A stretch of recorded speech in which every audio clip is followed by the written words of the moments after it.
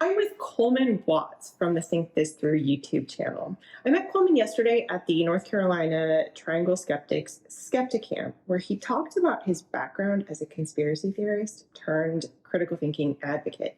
And his YouTube channel is wonderful. He has a theater background, and so they are scripted, and he's got these wonderful costumes, and it's so entertaining, and the message is fantastic.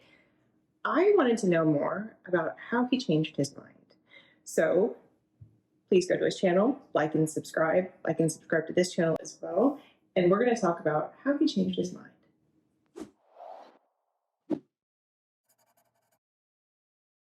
So Coleman, I'm going to start with an easy question. How did you change your mind? Oh, wow. Well, it was by watching your channel, actually. I learned everything I know from watching your YouTube videos. Brilliant. We solve the world's problems. Yeah. No, seriously, I wish that I had taken your class when I was in college, because I was hungry for that kind of information. I was really, as a young person, and still am, I was really curious about the world. I was very curious about science. So yes, I gave a presentation yesterday where I sort of spun a narrative about being not very well educated in science. It's a little bit of a narrative. I did go to a high school and took some advanced classes. Physics was one of my favorite classes in high school. I've always found science interesting, have read about science over the years. So I'm not a complete ignoramus when it comes to it. And so I love hearing about that stuff, and I love learning about that stuff. One of your slides really struck me. It was where you were talking about, you were curious about science, but you showed how, well, there's astrology and astronomy, and there's medicine and alternative medicine. And you had this wonderful comparison where I know from teaching my students, they all seem the same when you don't understand the process that resulted in that kind of knowledge. And people are curious. And so when they're scrolling across their feed and they see a pharmaceutical ad versus somebody selling a supplement, how do you tell the difference? And to me, your comparison of those issues seem to highlight how you're curious, but it's difficult to tell the difference unless you really understand what led to that. Yeah, and I'm speaking for myself, but I'm sure other people are in the same situation. My brain doesn't automatically sort things according to the scientific method. My brain, when it takes in information, things that seem interesting or useful or fun will get filed away in there, whether it's a jingle from a commercial or, whether it's a scientific fact that later turns out to be wrong, like the average person swallows 10 bugs in the course of their... Spiders, yes. Thanks. Yeah, I memorized that one when I was a kid, and boy, does that come in handy. So there's lots of trivia that we learn. Received wisdom. You used the phrase "received wisdom" in your talk, which I really enjoyed, and I love that phrase because wisdom is supposed to make you smarter and more wise, but what is it really? It's like this collective knowledge that we all have, which is really us just telling each other stories. And you also talked about this in your presentation, and which was a great presentation, and people should go on her YouTube channel and watch it. And it was about how stories are really more powerful than facts to people. And we need, for some reason, those stories, maybe it's evolutionary, like you hear a story about somebody that just came out of the jungle and they escaped from a tiger, and it's like, I better pay attention to that story because it might save my life someday. So I want to know, you talked about being a former conspiracy theorist. What kinds of conspiracies did you believe in? So Nick West talks about a line of demarcation beyond which a conspiracy theory is either plausible or silly. And for me, my line was well above things like flat Earth and reptilians. Those kinds of conspiracy theories were just, it made highbrow, sophisticated conspiracy theorists feel smugly superior. And so, but there was, like I said, I was interested in science, and I was interested in, the way the world is, wanting to know more about what is the nature of reality and everything. And I'd grown up learning about all of these different New Age beliefs from friends and family. So I had a lot of that. So I believed in a lot of alternative medicine modalities, if you will, and things that were not proven by science, but I wasn't looking at it from that perspective. I was looking at it from, well, my friend said that this worked for her or him, and these supplements seem like they could be beneficial, and why not give them a try? And so, or people swear by energy healing, or people swear by past life regression. People say that they were abducted by aliens, and who am I to say that they weren't? So all of that I would sort of take at face value, and not, because humans are social animals. We are primed to get along with other people. And so if somebody comes to you and says, I found this alternative medicine that worked great for me, you're not just going to, throw it back in their face and be like, well, where's your evidence? I don't believe you. So what I'm getting is you believed in a lot of woo, for lack of a better term. But did you believe that maybe the FDA or pharmaceutical companies were hiding natural cures? Well, you had to, because that's the only logical explanation. Because if these medicines worked, if the alternative health community could cure cancer, for instance, or if the mainstream medicine was putting out drugs or vaccines that could kill you, and they were hiding this, this was a fact because everybody in the alternative health world said so. And so there must be some kind of cover up. So what I am, science denial and pseudoscience and fake news and all those fake news, they have to have conspiracy theories as part of the narrative, because it's really the only way to explain why all the world's experts disagree with that position, or why the mainstream narrative is something different. Right. And the important part of the conspiracy theorist narrative is that you're being fed a narrative. That's an important key of the narrative, that you have to disbelieve the mainstream narrative and believe this other narrative that the conspiracy theorists are telling you. Okay. So I learned so much from the conspiracy theory world, and I dabbled in and went down various rabbit holes. And another rabbit hole ended up, I didn't realize it, because a lot of these are like funnels. You get some interesting fact that is sort of surface level and seems like it could be plausible, and the conspiracy theorists have levels. And I don't know if you've seen this graphic. Maybe we can find it and put it up on the screen. But it starts with rather innocuous conspiracy theories that a lot of people can agree with, and basically funnels you all the way down into, what gets into like anti-Semitism or, very, bigoted stuff. And that is where I found myself unwittingly being directed down. I didn't get all the way to the bottom of that, but I actually know people who have, and people who continued down that downward spiral after I got out. So in your talk, I'm glad you mentioned the narrative thing, because you said you realized that the conspiracy theorist narrative was a narrative. And they were saying that the mainstream narrative, you're being fed. But you realized that the conspiracy theory narrative was one. How did you put that together? I can't take credit for it. I mean, there was a lot of things. I need to stop you, because changing your mind is hard work. And you may have been influenced by other people, but you changed your mind. That's a big deal.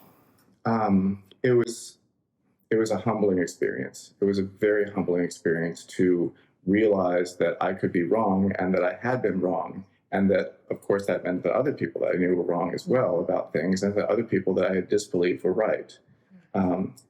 Very humbling experience. And one of the first things that I started looking up about it was brain science and the way that, the psychology of belief. Because I wanted to know, like, how can I fall for things that aren't true? And, learned about this tribalism and, the ideas that, people tell each other stories, and we want to believe things that make us feel good, or that, are socially acceptable. Wow.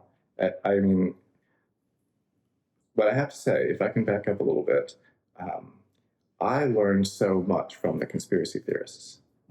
I did. I feel like it was in a way it was terrible, but in a way it was a really fun ride to be on that roller coaster.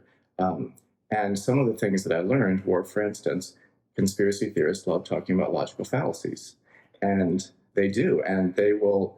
But they don't use them the way that scientists use them, of course. Everything is a little bit twisted in the conspiracy theorist world. So I learned a lot of logical fallacies like ad hominem or appeal to authority from the conspiracy theorists who were basically would use these logical fallacies slang as insults on the internet to one up other people that they were arguing with. It was all about you're committing this fallacy and you're appealing to authority when you say that NASA has pictures of the moon landing. Yeah, I'm so with you, because when I spent a lot of time online communicating science, and whenever I talk about conspiracy theories, I hear these same things, and it's the ad hominem, like it. Correct me if I'm wrong here. What I'm getting is it's an ad hominem to suggest someone is a conspiracy theorist. Technically, no. Not for, but like to the conspiracy theorist. Yes. In fact, the term conspiracy theory, there's a conspiracy theory around that the term conspiracy theory was invented by the CIA in order to discredit the conspiracy theorists, even though that term has throughout most of American history had positive connotations. The plot of any movie that's about conspiracy theories usually ends up that they're right, that they are proven correct. And the plot is the plot of the movie called Conspiracy Theory from the 90s. Okay, and the appeal to authority. That is the any use of. I separate expert from authority because experts aren't authorities. Right. But any use of a reliable source with expert knowledge is an appeal to authority in the conspiracy theorist's mind. Yeah, and just to set the record straight here, an ad hominem, if you call another person on the internet an idiot, that is not an ad hominem. It's an insult. It's not nice. You shouldn't do it, but it's not an ad hominem because you're not committing a logical fallacy. You're not saying that their argument is incorrect because they're stupid. You're saying that they're just stupid. But if I said you're an idiot, so you're wrong. Right, that's an ad hominem. You just did one. You just did a fallacy. Well, and so the conspiracy theorists are actually committing the fallacy, which is like you committed a fallacy, so you're wrong. But they're also wrong about what the fallacy is. I guess what I'm getting at here is the conspiracy theorists imagine themselves to be the true critical thinkers. Mm-hmm. Well, they're using those tools to try and win an argument as opposed to evaluating their own arguments critically. They're also the protagonists of their narrative. Yes. They're the hero. They're the hero of the story on the hero's journey. And the hero's journey is like the oldest story in time about, a person who finds a call to action and suddenly realizes that they have to do something about this problem that they didn't know anything about, and that they can, and they face all these obstacles and they overcome them and they come out, victorious. Yeah. Yeah. It is a really compelling narrative. Well, who doesn't want that? I mean, I'm like 44 years old now, and I still haven't found my call to action, so maybe I'm not a protagonist in this novel of life. That's disappointing. Well, it's also the feeling of being special, because I know things that the sheeple don't know. And so you don't only get to be a hero, you get to be in on this secret knowledge where actually studies show that conspiracy theorists tend to be higher in traits like narcissism and this need to feel special, and that they're a hero fighting the bad guys that the rest of the people aren't aware of. Well, I think the leaders certainly do have narcissistic tendencies. And, another thing that I've learned a lot about since exiting this world is cults. Because I found myself part of a sort of a loosely organized internet-based cult. Please tell me more. That was organized around a charismatic leader who was, I think, looking back, definitely a narcissist. and believed himself to be, and his followers to be, basically smarter than everybody else. More intelligent, more erudite, and much more informed than all of the people that didn't, all of the normies, people that didn't believe what he was saying.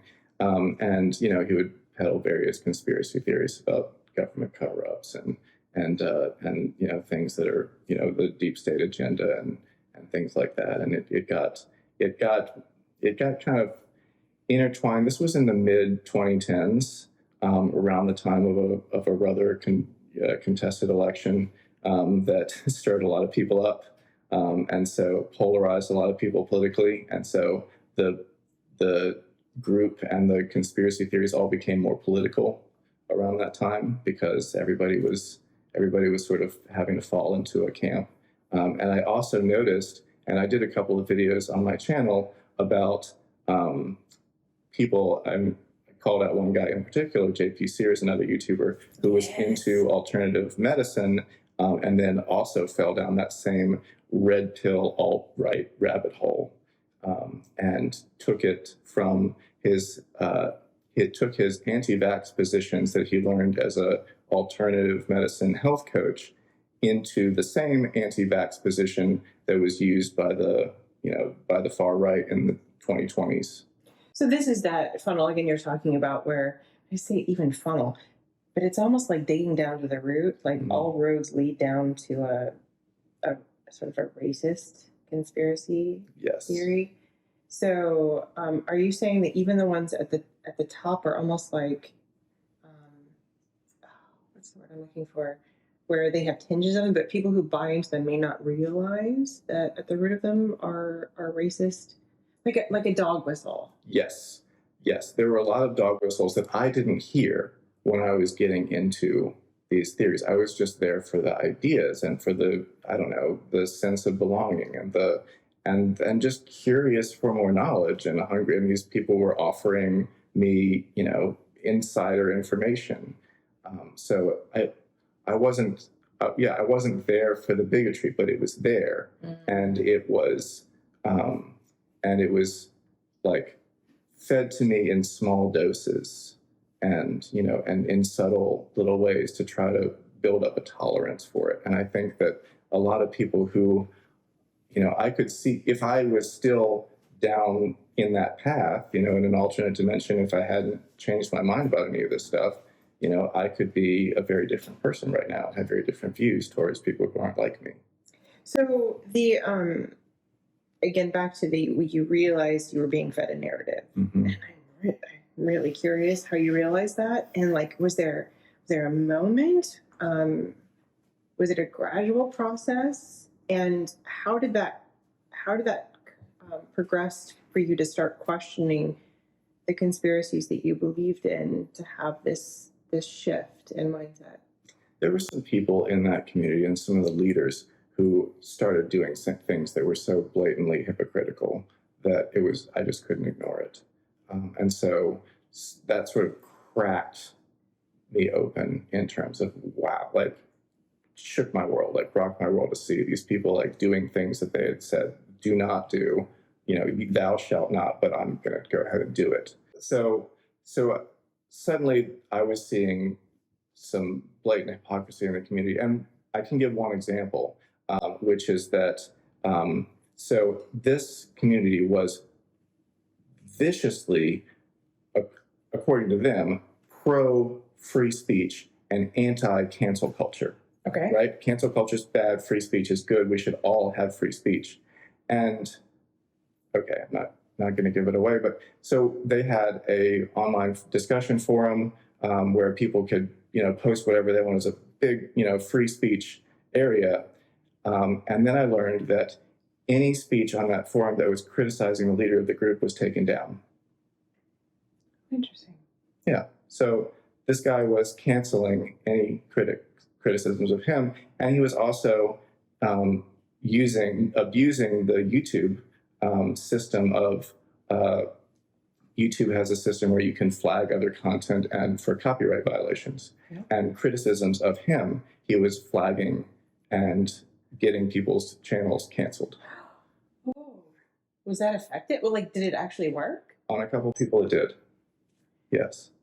So this huge free speech advocate, he also came out against copyright laws. He didn't believe in that because he was libertarian. So you couldn't have copyright laws. So he was this anti-free speech or pro-free speech, anti-copyright law guy was canceling people who were criticizing him using copyright law. Okay, so one of the things about changing your mind is that we tend to have a community around certain beliefs, and that community is our safe. That's our social group, right? Mm-hmm. That's where we have our connections. Yes. And especially if you're in one of these fringe communities where you're outside of it, you're mocked for it. Mm-hmm. That it's harder to change our minds, because if we go against this community, we've already been locked out here, and then we lose them. Yes. So I'm assuming that you were in a community of people Yes. who shared these beliefs. Yes. Were people out here supportive for you? Was that an important part of your conversion? Were the people in here, how did that process work for you? Yeah. So, I mean, this group was supposed to replace your family. Yeah. Just straight up. That sounds very cult-like. It was a cult. And I almost let it. But I have very loving, very supportive parents. And they just loved me unconditionally throughout the whole thing. And so they were there waiting with open arms when I got out. And the people that were in that community were not my real friends. Like they cared a lot more about, their beliefs than they cared about me. That was sort of a no-brainer at the end. And I do still have a couple of friends who are still, I think, in that world, and still have some lines of communication open where I've had follow-up conversations with people. Some of them have gone well, some of them have not gone well. So let me give two examples. So I have one friend who I've known for a long time, who has been into like every cult and conspiracy theory I can think of. And he and I had some long conversations when I got out, and I just shared my journey with him. I was like, wow, I believe this stuff. And, I started with some common ground, like here's some things that we can both agree with, and then got into the stuff, started talking about the leader and the narcissistic traits, started talking about some of the beliefs that were not backed by science and seemed to be just more driven by hatred of other people. And he's still very much in it. And, at one point he said, I think you might be being paid for what you think, because he just couldn't believe that I would form these opinions myself. And Okay, so I'm going to ask Yeah. again, because I still want to know how you changed your mind. Like, what I'm glad your parents were there, so that was an important part of your story. But what got in there? I learned a lot of good stuff from conspiracy theorists, and some of it was pop psychology terms. Like, for example, they would love the term projection. If you say that you're following a narrative, they'd say, no, you're projecting on me. You're following a narrative. And if you would point out facts to them, they would say, well, you're actually exhibiting the Dunning-Kruger effect. And if you quote a scientist, they say, well, that's just an argument for authority. And if you talk about What I'm getting from you, so Denise, because we can do it again, but these are conspiracy theorists. I imagine themselves to be the real critical thinkers, and they have some of these tools available to their disposal, but they're using them in motivated reasoning to maintain their conclusion, as opposed to actually evaluating their beliefs. Yes, I was learning critical thinking skills from the conspiracy theorists, but not great critical thinking tools, but it was something. So I was learning something, and I was applying it to justify the conspiracy narrative, But if you turn it around, it also is very critical of the conspiracy theorists themselves. I mean, they're following a narrative, they're projecting, they're using arguments from authority, they're committing ad hominems a lot. And of course, the Dunning-Kruger effect, which they love to drag out. Just for the record, the Dunning-Kruger effect, you can look up the Wikipedia page for it. It's mostly a statistical artifact, according to more recent research. The idea of it was that stupid people think they're smarter than the experts. That's the pop psychology way that it's used as an internet insult. But the Dunning-Kruger effect is not really an internet insult. It's really an area of study of how confident are people about things that they know or don't know. And the truth about it turns out to be kind of boring. Like, there isn't really a phenomenon where idiots think that they're experts.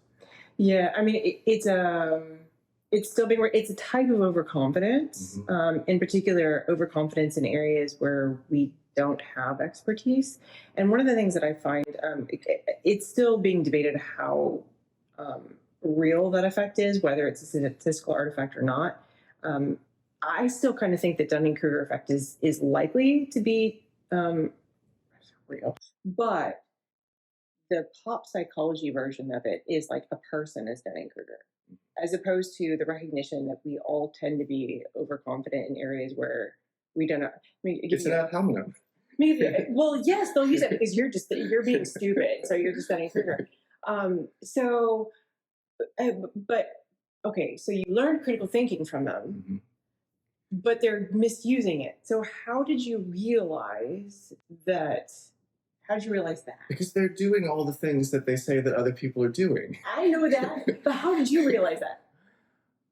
I mean, just looking at the hypocrisy that I was starting to see blatantly in my face, I was taught when I was in this sort of like culty sort of conspiracy theorist world that I had to question everything from my past. So I was primed to go back and reject things from my past so that I could accept the new narrative, the new conspiracy theorist worldview. And so, Can you give me an example? yes, I can. So I went back and I did look at past beliefs. I looked at some alternative medicine stuff. And I was like, oh, wow, there's actually not good science for this. Wow, thanks, conspiracy theorists. That's a point for you, and went back and looked at some spiritual beliefs and I looked at some spiritual gurus that I had subscribed to when I was a teenager and a young adult. One of them, I don't know if I can name names, one of them was Neil Donald Walsh, who wrote Conversations with God, where he claimed that he had channeled about 5 or 6 books, all written by God himself. And then I just Googled this person years later, having ravenously consumed these books, just looking for spiritual truth and wisdom when I was in my early 20s, and Googled this person, and he was guilty of plagiarism. So it's and he even admitted to it, and there was a big stink about it in the New Age world. So it's like, how can you be channeling God if you're also a plagiarist? Is God plagiarizing other people? Maybe those other people got it from God, and God's just repeating himself. Right. Or herself. You can put it out there. Who knows? So I was dutifully going back and re-examining old beliefs that I had and letting go of them so that I could be a more devoted to this conspiracy theorist world. But then when I started the hypocrisy started to pop up, I applied those exact same tools of re-examining things to the conspiracy theorist itself.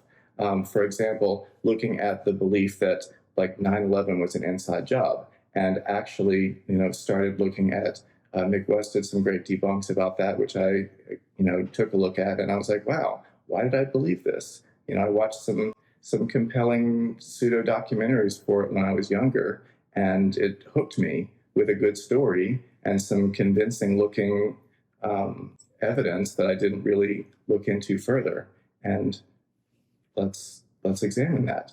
And so this was when my whole world just sort of started to fall apart, because it's like, well, all this stuff from my past, I can't believe that anymore. And this new conspiracy paradigm applying the same tools to that, it all falls apart as well. What can I believe? That was tough. I don't think you're giving yourself enough credit here, because it is incredibly difficult to reevaluate these important beliefs, especially if we share a community with them.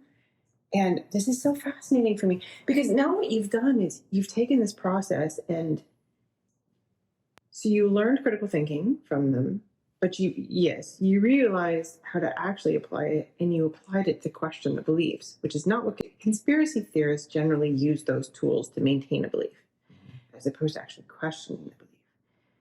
And now you've gone so far as to create a YouTube channel where you're explaining these things to other people to help them. And that's such an amazing story. I guess I'm wondering also how the people in your former community are viewing what you're doing now. Are you taking flack for it? Or are they attacking you for these things? Have you won any of them over?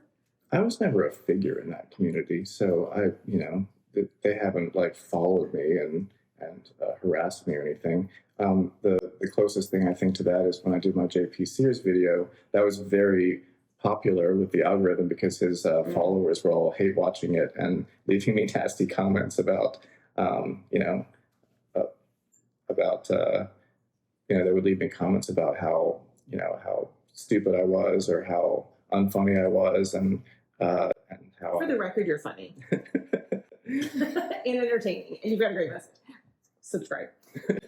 My favorite comment that I got about the JP Sears video was that, and this was a repeated theme in the comment section, was that I didn't get his satire.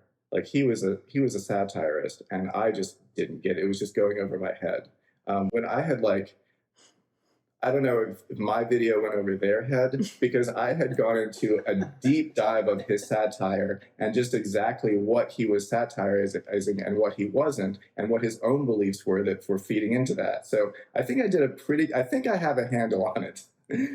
So JP Sears seems to have followed a similar path for Russell Brand. Yes. Is that funnel thing that you're talking about? Yes. And actually, I want to touch back on what you were talking about with the Dunning-Kruger effect, which is the idea of overconfidence. So whether or not the Dunning-Kruger effect is real in psychology, it's very real in social media, because social media encourages people to speak with confidence in order to attract followers, right? You need to project an air of authority. You need to know what you're talking about. I mean, I try to do that with my videos. I'm no exception. Like, I script things out, but I actually do some research to try to actually know what I'm talking about, not just put on a fake authoritative voice and just spew whatever comes out of my brain farts. So that needs to be a t-shirt. So I think the Dunning-Kruger effect is a real social media phenomenon, because people have to attract followers by appearing to know more than they really do. And the art of bullshitting is just, social media just feeds on that. So to make one of my videos takes me at least a week, because I have to do the research, I have to do the writing, I have to do the scripting and the editing and the acting for it.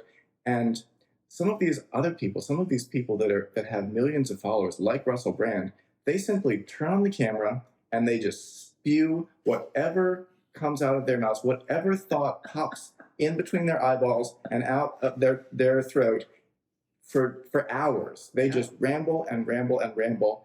And how could any, just think about it. How could any person actually have so much knowledge on such a broad range of topics that they actually know what they're talking about? Like, really? Yeah. Without having done any prior research, because these people are making a video a day, at least. So when is the research happening if they're going to sleep, checking their social media feed, waking up, making another video, and then repeat? Yeah, you're right about the overconfidence thing. And I find that because whenever I post about conspiracy theories, I get it's like the pitchforks are coming after me, the torches and whatever. And I don't address generally specific conspiracy theories, because I want people to understand conspiratorial thinking. And my approach to this is to just broadly teach how it works using non-triggering information or examples. I love that you do that. And I would have like I said, I would have loved to take your class. I would have loved to learn about the way that my own brain doesn't work the way that I think it does. Let you continue. Yeah, I'm sorry no. to interrupt. No, it's fine. To be fair, I made the kind of course I would have wanted to take. It's the kind of course I would have wanted to take too. But I find that whenever the mention of conspiracy theories, it's like I know what's coming. And what's coming is, you're so stupid, you just believe the narrative, or you just trust whatever the government tells you, or personal attacks on me, or especially like I'm a female having a social media platform, so it's my looks, it's my stupidity, whatever it is. And then it's the overconfidence, and that's so hard to get through to. Like when somebody is overconfident in their beliefs, they're impossible to reach. So that's one of the things that I'm constantly trying to put out there. You don't have to have an opinion about everything. And you don't have to know everything. And actually, it's liberating to say, I don't know, and be teachable. But you don't know everything. But there's something so enticing about knowing something for sure, and knowing something that the other stupid people don't know. And I guess your approach is so entertaining and wonderful. Do you have examples of it working? Like in the comments, do you hear things? Do people contact you saying, "Oh, that was amazing"? People generally don't have aha moments. You plant a seed. I just started the channel recently. I really hope I do get some of those comments, and I really do hope I get some of that feedback. I'm looking forward to that. In some of the personal conversations I've had in my life, I think the best that I can do, because I do have people that I know that I care about that still have beliefs that I think are not true, right? And some of them are weirder than others. But I think the best that I can do is just try to maintain a healthy relationship with that person, let them know that I care about them, and let them know that, and also stay curious myself. I've had people send me videos and articles and things and say, well, does this convince you? Does this change your mind about the UFO abduction stories or the fake moon landing or things like that, or the fact that the election was stolen in 2020 or whatever, what have you. I can just be honest and say, well, no, and here's why. And, but if you have more stuff that you want to send me, that's fine. I'd be interested to hear it. But like you said, people who are very, very confident, those are not, I don't think, our target audience. I agree. Because they're just going to confidently attack us. I agree. And for example, and one thing about it, the quantity over quality in social media is so difficult to contend with. So I mentioned the 2020 election conspiracy. I had the same friend that was in every other rabbit hole, of course, went down that rabbit hole as well. And he was posting every day on social media a piece of evidence about why the 2020 election was stolen. And it was like a fire hose. Like, how do you deal with a post a day? I tried one. There was one post that he made. I have a terrible head for numbers, but I'm going to try. He said that 47% of Georgia voters were miscounted, and that the election board had admitted it, and this was just the tip of the first domino to fall. And I was like, 47%, that's a big number. I went back and I checked his source. He didn't actually post a source. I had to go looking for it, but I found a source for that 47% number. And I was like, wait, this looks a little funny. And I did the calculation myself. I looked at the raw data and I did the math, and it was 0.47%. Oh, wow. Somebody had just screwed up the fact that a percent has two zeros before the decimal. Wow. And I pointed that out to him, and he was like, oh, yeah, that math checks out. Yeah, you're right. Anyway, on to the next thing. He had already posted 3 more pieces of evidence by the time I had gotten to that. So he didn't care anymore, because that was just like, that was just one little candle on the cake. Are you familiar with Brandolini's law or the bullshit asymmetry principle? No, please tell me. Okay. It's that the amount of time and energy it takes to counter bullshit is orders of magnitude above what it takes to produce the bullshit. Mm-hmm. So, bullshit asymmetry principle. Like Russell Brand or JP Sears, or you can just spew it, but debunking it takes so much more time and effort, which is why the bullshitter tends to win, because they're just continuing to go.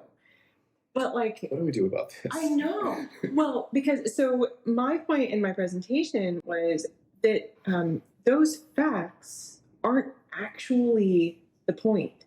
That we can continue to come up with reasons for the belief, but there's something under it. Mm-hmm. So drilling down, like I can counter the 47%. Mm-hmm. That's not what it's about. Like drill down. What is it that there's an underlying belief that's motivating that search for justifications? And that's a much harder thing to do, to connect with people on that level, which is why you're doing such a great job trying to connect with people at that level. But yeah, the facts, like you could spend all of eternity going after the bullshit that's being produced, and you're never going to win because there's more brain. Yeah, there's more brain. There's always more brain farts, right? Actually, so if I want to change the subject for a little bit, because I in my class I teach about conspiracy theories, and I'm curious what you think about if this is effective.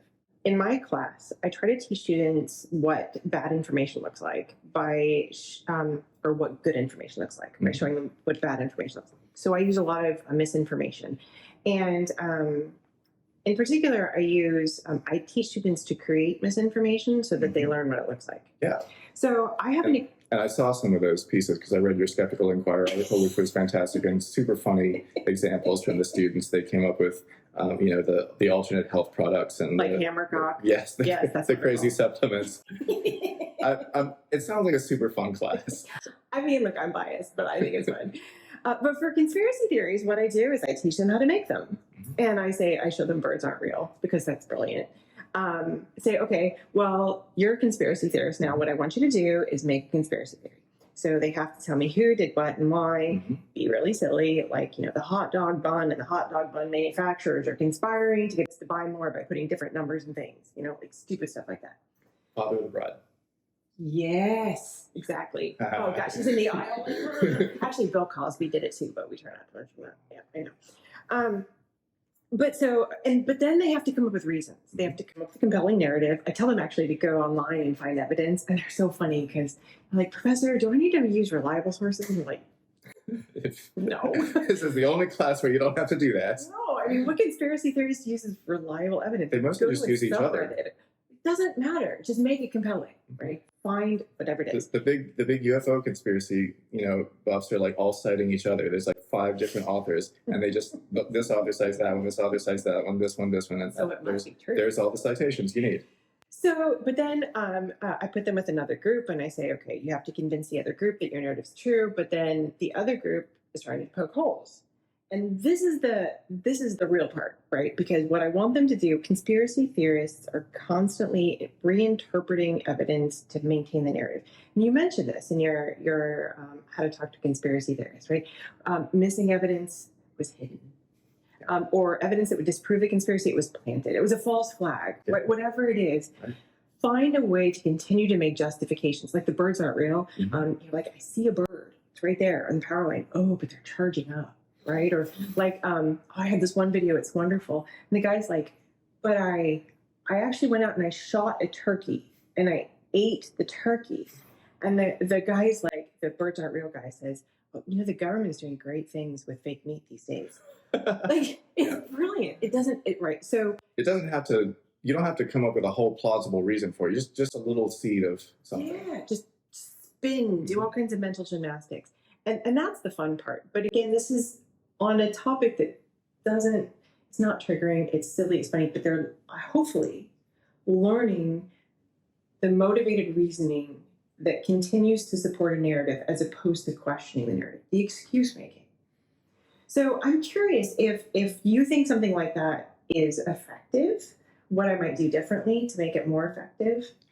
I mean, it sounds like a super fun class. I would have, I would have loved it, and I would probably have started my videos way earlier. But with less firsthand knowledge of how stupid I can be, because that's, you know, I draw from that. That's well, I'm curious to know what feedback you've gotten from your students, because I'm sure that you've had people come up to you and years later and say, you know, this, you know, I know somebody in my life like this, and I actually had a productive conversation with them, or you know, I saw this on my social media feed and I was skeptical of it because of your class. Yeah, I mean, I've actually, one of my favorites is I had a student, we were talking about supplements in class, and this wasn't actually, they hadn't made the ads yet. We were talking about supplements and how they're not really regulated and the kinds of claims that they make, and they can make any broad claim they want as Right. long as they don't, you know, make a specific claim. And I had a student like, Professor, I'm sorry, I need to call my mom. So, call their mom. Wait. Lecture. It was so much fun. Yeah. And I had one student, we were doing astrology. I have my students test astrology. So I show them horoscopes from the day before, but I double blind them. Yeah. Like, okay, which one described your day yesterday? Mm-hmm. And so they'll come back and go, I was talking to my girlfriend because she really believes in astrology. And so, yeah, I do find that this approach helps them evaluate their beliefs, but I'm really a proponent of, like, I don't start with the FDA is hiding a cure for cancer, or like climate change is a conspiracy. Like, I don't start with that. But importantly, when I get to conspiracy theories, because the reason I do this with that exercise with conspiracy theories is I want students to understand what real critical thinking looks like. So the point of that exercise when I get done is to ask them, how does conspiratorial thinking differ from critical thinking? Because conspiracy theorists will always say, but there are real conspiracies. And they're not wrong. Right. But if we want to find them, conspiratorial thinking will not help us do it. We need critical thinking. Right. So what do you think of that? I think the conspiracy theorists would say, well, we are thinking critically. You know, we're critical of the government's narrative. We're critical of the mainstream story. We're definitely critical of the mainstream media. We have our own alternative media that tells us the truth. I was wanting to end on a good note, and you're just taking all of the air out of my sails. I think the most helpful thing that I've learned is that it is actually impossible for me to think for myself in a complete way. Like, as a human being, my brain doesn't work by itself. If I was the only person alive on this planet, I wouldn't do very well, because I need the brains of other people to help me to figure things out that I'm not good at or that I can't specialize in. This is why we have occupations. This is why we have specialties. Mm-hmm. This is why we don't have the garbage man doing the neurosurgery and the neurosurgeon, you know, maintaining our golf courses or whatever. Like, people need to, the human brain can't hold it all, because the world is very big. The universe is even bigger by a lot. And so this is why I said it was a humbling experience. I had to say, okay, I can't know everything, because I wanted to. Oh my God, I need to fist bump him on this one. Because this independent thinker thing is a really hard thing. Everybody wants to do the thinking for themselves. Yeah. And that's a hard thing to get across to people. You're not actually thinking for yourself. Thinking is hard. It's really like going and researching the primary source for everything. Or actually doing the original research yourself. Oh my God, yeah. I mean, I do my best on my YouTube channel, but I'm not in the lab conducting the studies. Yeah. I can't be. I have to at some point trust other people. Yes. You have to trust other people to some extent if you want to be alive in this world. I have to trust that the scientists who did the study that they said they did, and you know, you don't have to trust it blindly, because there's a peer review process. So you have to trust someone. You have to trust that the person who did what they did said what they did, and the peer reviewers who vouched that yes, they did what they said they did, and the scientific journal that checked it and published it because they said that they did what they did. They can't all be. They can't. I mean, if it was the UFO community, okay, yes, they would all be in cahoots with each other, but that's a different mechanism. But you have to rely on other people. And so the humbling process was saying, okay, actually, I can't think for myself and do my own research about everything. Yeah. Because how could you? How could you? And so I had to admit my own limitations. And I had to say, I can't know everything, and that's okay. I can learn a lot, and I can learn a lot mostly from other people. I'm inside doing the happy dance because this is, to me, the take home, right? To know your limitations and to realize how much you rely on other people for our information. I have this funny meme that I show my students when I do this, and it's like I'm going back in time to tell everybody about all this knowledge that I have. Like, oh, tell me this electricity. How does it work? Yeah. So one of my favorite books when I was a kid was A Connecticut Yankee in King Arthur's Court, and which was a book by Mark Twain about a guy from the Mark Twain's time who gets teleported back in time by a lightning bolt or something, and ends up in King Arthur's Court, and this person just happens to be a Renaissance man engineer who knows how to build guns and internal combustion engines and like basically reinvent all of the modern technology for King Arthur's court and became the court magician because it was all, of course, magic at the time. It's a fun book by Mark Twain, but the one unrealistic part, well, aside from the time travel, is that you wouldn't know all of that stuff if you went back in time. I don't know how to build a car, but I drive a car. And I don't need to know how to build a car. Or roads or gas stations or like how to yes. Oh, to me, this is the take home. It's humility. Yes. Intellectual humility. And don't believe people that say they have all the answers, because how could they? Coleman, I have enjoyed this so much. Let's do it again. Thank you for your time. Oh my God. Oh, I have loved this. Okay, so everyone, please subscribe to Coleman's YouTube channel. It is Think This Through. If you've liked this video, please like and subscribe. Thank you for your time. And Coleman, thank you. Pleasure.